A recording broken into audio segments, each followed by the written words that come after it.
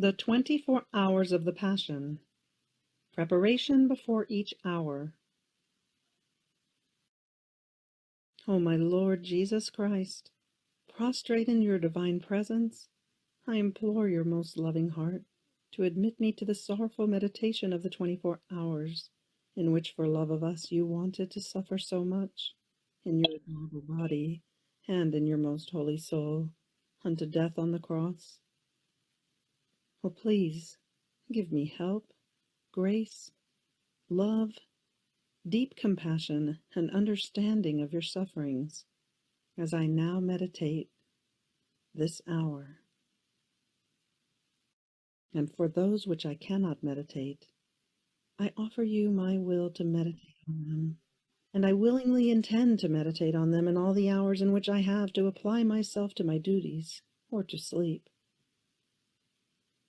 Accept, O merciful Lord, my loving intention, and let it be beneficial for me and for all, as I effectively and in a saintly way accomplished what I wish to practice. Meanwhile, I give you thanks, O my Jesus, for calling me to union with you by means of prayer. And to please you more, I take your thoughts, your tongue, your heart, and with this I intend to pray, fusing all of myself in your will and in your love, and stretching out my arms to hug you, I place my head on your heart, and I begin. The 14th hour, from 6 to 7 a.m. Jesus before Caiaphus again, who confirms his condemnation to death and sends him to Pilate. My sorrowful Jesus, you are now out of the prison. You are so exhausted that you stagger at each step. I want to place myself at your side in order to sustain you when I see that you are about to fall. But I see that the soldiers take you before Caiaphus, and you, O my Jesus, reappear in their midst like a sun, and even though disfigured, you spread light everywhere. I now see that Caiaphus is overjoyed in seeing you reduced so badly. At the reflections of your light, he becomes more blinded, and in his fury he asks you again, "So are you really the true Son of God?" And you, my love, with supreme majesty, with the grace of your word, and with your usual sweet and moving tone, such as to enrapture the hearts, answer, "Yes, I am the true Son of God."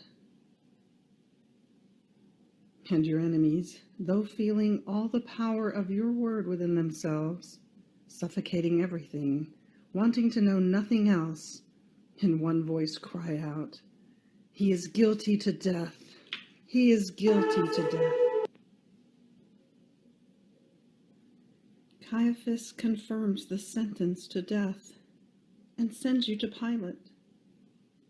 And you, my condemned Jesus, accept this sentence with so much love and resignation as to almost snatch it from the iniquitous pontiff. And you repair for all the sins committed deliberately and with all malice, and for those who, instead of afflicting themselves because of evil, rejoice and exult over sin itself. And this leads them to blindness and to suffocating any enlightenment and grace. My life, Jesus, your reparations and prayers echo in my heart, and I repair and pray together with you. My sweet love, I see that, having lost any bit of esteem for you, seeing you sentenced to death, the soldiers grab you, had ropes and chains, and bind you so tightly as to almost prevent any movement of your divine person, and pushing you and dragging you, they put you out of the palace of Caiaphas. Crowds of people await you, but no one to defend you. And you, my divine Son, come out into their midst, wanting to envelop everyone with your light. And as you move the first steps, wanting to enclose all the steps of the creatures within yours. You pray and prepare for those who move the first steps to operate with evil purposes, some to take revenge, some to steal, some to betray, some to kill, and more. Oh, how all these sins wound your heart. And in order to prevent so much evil, you pray, you repair, and you offer all of yourself. But as I follow you, I see that at the moment of descending from the palace of Caiaphus, you, my son, Jesus, meet beautiful Mary, our sweet mamma. Your gazes meet and wound each other, and even though you feel relieved in seeing each other, yet new sorrows arise for you in seeing the beautiful mamma pierced, pale and wrapped in mourning, and for dear mamma in seeing you, divine Son, eclipsed and covered with so much opprobrium, crying and wrapped in blood. But you cannot enjoy the exchange of your gazes for too long, and with the sorrow of being unable to say even a word to each other, your hearts say everything, and one fused within the other, you stop looking at each other because the soldiers are pushing you. So trampled upon and dragged, you arrive at Pilate. My Jesus, I unite myself to your pierced mamma in following you, to fuse myself in you together with her. And you, give me your gaze of love and bless me. End of 14th hour. Fiat. 14th hour reflections and practices. Jesus goes out to the light of the day and is brought before Caiaphus. With firmness, he confirms that he is the Son of God. And when we go out, do we let ourselves be directed by Jesus? Is our composure an example for others, and our steps like magnets that call souls around Jesus? The whole life of Jesus is a continuous cry for souls. If we conform to his will, that is, if our feet call souls as they walk, if our heartbeats, echoing the divine heartbeats, harmonize with them and ask for souls, and so on with all the rest, we, as we operate in this way, will form the very humanity of Jesus within ourselves. Therefore, every additional cry for souls that we make is an additional mark that we receive from our Jesus. Is our life always the same, or do we change it for the worse, depending on the encounters that we have? My Jesus, sanctity that has no equal, guide me, and let also my outward appearance manifest all your divine life. End of reflections and practices. Fiat.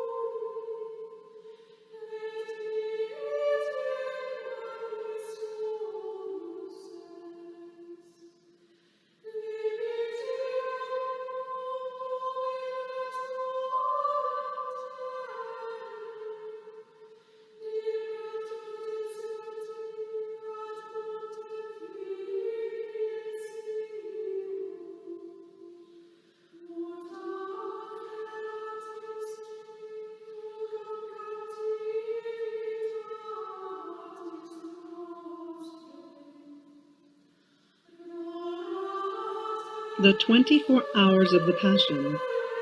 Preparation before each hour. O my Lord Jesus Christ, prostrate in your divine presence, I implore your most loving heart to admit me to the sorrowful meditation of the